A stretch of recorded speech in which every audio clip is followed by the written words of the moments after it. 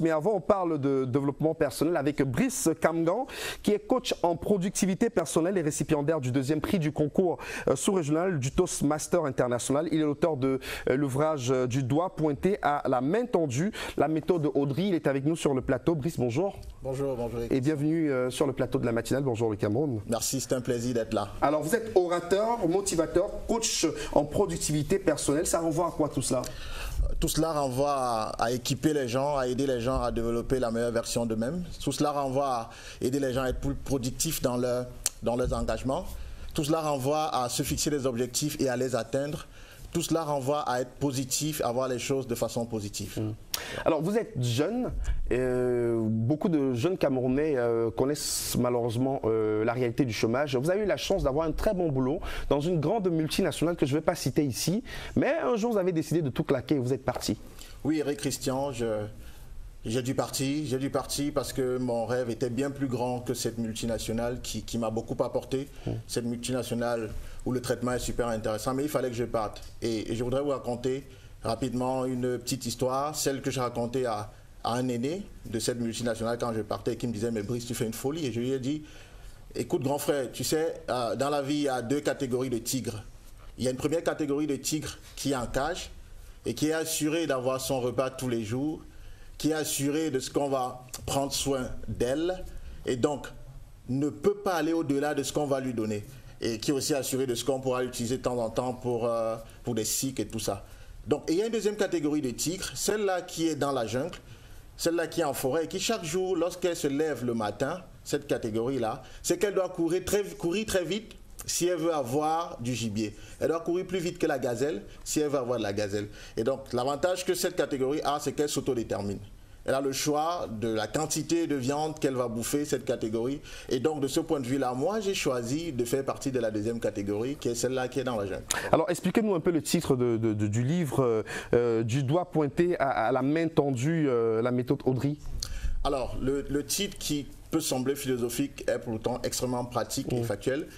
Le doigt pointé n'est rien d'autre que cet état mental des personnes qui souffrent, ce que j'ai appelé dans mon livre le syndrome on va faire comment, qui est un syndrome extrêmement répandu, non seulement au Cameroun mais en Afrique et même partout dans le monde. C'est cette dimension des personnes qui sont extrêmement victimaires, qui jouent les victimes, qui pleurnichent en longueur de journée, qui se plaignent de tout. Mais qui ne font rien pour que ça change. Et qui ne font rien pour que ça change. L'immobilisme. L'immobilisme, l'inertie et tout.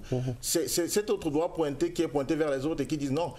Si on ne réussit pas, si on ne s'en sort pas, c'est à cause des autres, c'est la faute aux autres. On accuse tout le monde, donc c'est le doigt accusateur. On n'est jamais responsable de ce qui nous arrive. On n'est jamais responsable de ce qui nous arrive, voilà.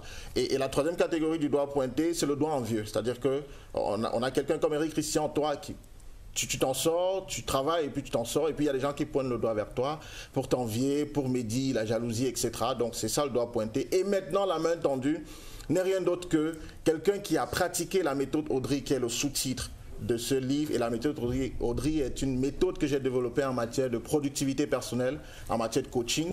Et donc celui qui a pratiqué cette méthode-là, rapidement ce qui va se passer, c'est qu'il va être quelqu'un qui tend la main parce qu'il aura travaillé sur lui, parce qu'il aura trouvé des opportunités et parce qu'il sera devenu une source d'inspiration pour les autres.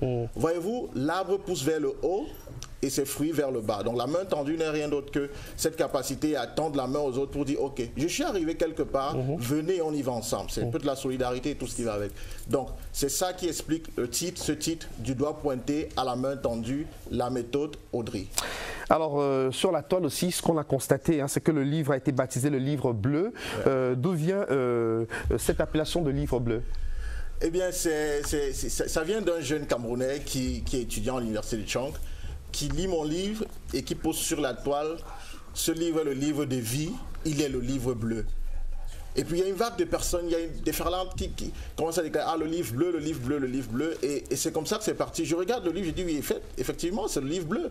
Et désormais, pourquoi ne pas le baptiser le livre bleu, tout simplement. C'est comme ça que c'est parti sur la toile et tout le monde a... Alors, à qui s'adresse ce livre, Brice? C'est tout le monde, les personnes qui veulent sortir de l'immobilisme, les personnes qui se plaignent tout le temps et qui n'ont pas suffisamment de courage pour passer à l'action? Exactement. Il s'adresse à tout le monde. Il s'adresse principalement à la jeunesse, il s'adresse principalement aux jeunes, mais à tout le monde d'un point de vue global parce que tout le monde souffre du syndrome on va faire comment à quelque niveau que ce soit. C'est-à-dire qu'à un moment donné de la vie, on s'est demandé on va faire comment, le pays est comme ça, on va faire comment, c'est comme ça, les choses sont comme ça. Et puis on est dans l'attentisme, dans l'inertie, et puis on ne passe pas à l'action. Donc le livre s'adresse à tout le monde et principalement à la jeunesse. Alors rapidement un mot sur la méthode Audrey, elle fonctionne de quelle façon? Alors la méthode Audrey est simple. Je l'ai développée, comme je le disais, en matière de productivité personnelle et elle est simple. L'idée, c'est de rappeler à tout le monde que nous sommes nés pour être des sources d'inspiration.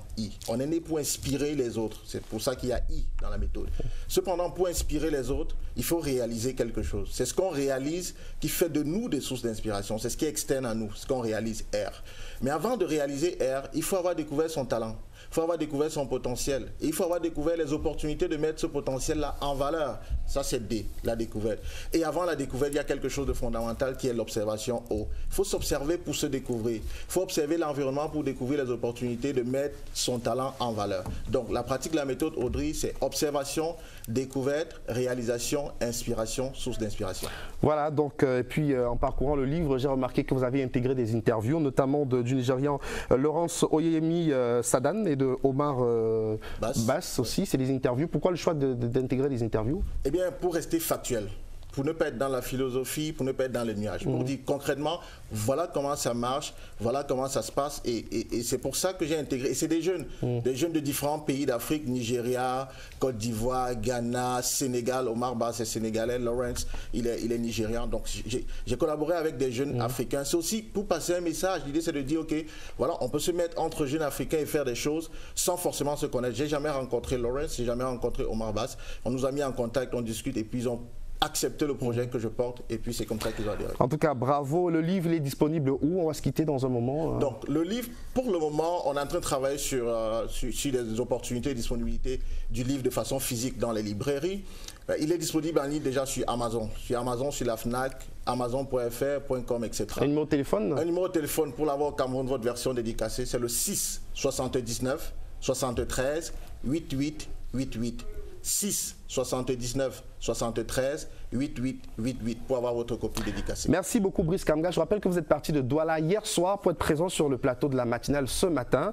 Bravo, merci. On vous encourage à fond. Une qui va être ravie de recevoir votre livre, c'est l'ambassadrice de bonne volonté de l'UNICEF, Sally Niolo, qu'on recevra tout à l'heure. Merci, bon retour sur Douala. Merci. Le temps pour nous d'aller du côté du Rwanda avec celle-là qu'on a baptisée la Jeanne d'Arc du cyclisme rwandais. Juste derrière, on parlera de mariage précoce, on parlera d'engagement social, on parlera de musique avec la dite ambassadrice de la culture africaine, Sally Niolo, qu'on prend du plaisir à chaque fois de recevoir sur le plateau de la matinale. A tout de suite.